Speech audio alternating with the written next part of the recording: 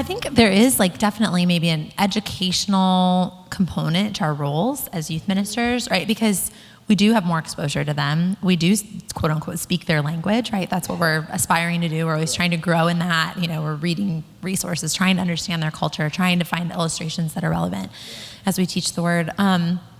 And so we need to kind of see ourselves, I think, in the role of educating the rest of the church. And we can do that in really subtle ways. We can also do it in more direct ways. So an idea for like a sneaky way that I have sometimes been known to use is, you're having youth group and somebody asks, is it a problem if we have this meeting of this board or whatever in the building, sharing facilities.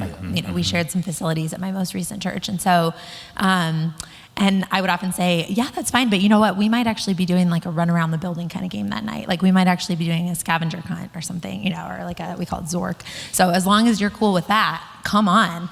And then I'd intentionally have the kids literally running around the building because I want the adults to be exposed to them and to hear their energy and to hear their life. And you know what?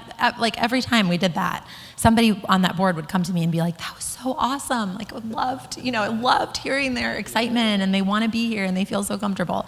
So, that's just a kind of a sneaky way.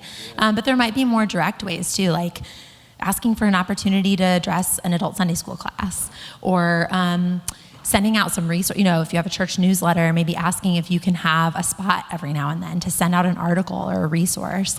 My husband and I for a while had a dream, we never pulled this off, but when Fuller Youth Institute came out with Growing Young, it's a book that they did with, I think they identified 6 ways based on their research that churches can grow young instead of old.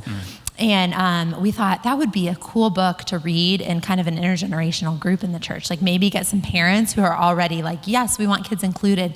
And then maybe get some older people who already feel that way. And then get a mix of ages that are like not bought in yet, but are influential in the church and read that together.